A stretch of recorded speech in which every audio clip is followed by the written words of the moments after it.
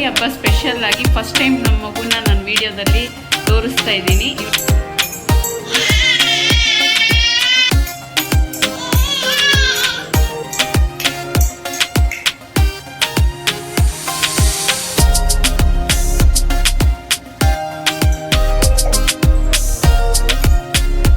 Friends, ಎಲ್ರಿಗೂ ಚಂದ್ರಕಲಾ ಬ್ಲಾಗ್ಗೆ ಸ್ವಾಗತ.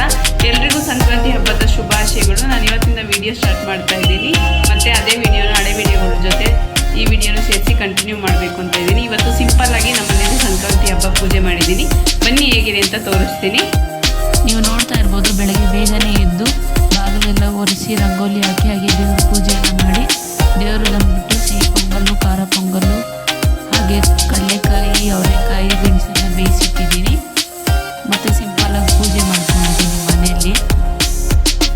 ಅಲ್ಲಿಂದ ಪೂಜೆ ಮುಗಿಸ್ಕೊಂಡು ನಾನು ನಮ್ಮಮ್ಮ ಮನೆಗೆ ಬಂದೆ. ನಮ್ಮಮ್ಮ ಮನೆಯಲ್ಲಿ ಹಬ್ಬದ ಅಡುಗೆ ಎಲ್ಲ ಮಾಡಿದ್ರು. ಈ ಸತಿ ಸ್ವಲ್ಪ ಸಿಂಪಲ್ಲಾಗಿ ಮಾಡಿದರು. ಹಿಡಿಕಿನ ಬೇಳೆ ಸಾರು, ಅನ್ನ, ಪಲ್ಯ, ಹಾಗೆ ಸಿಹಿ ಪೊಂಗಲ್ಲು, ಉದ್ದಿನ ವಡೆ, ಹೆಸರು ಬೇಳೆ ಮಾಡಿದರು.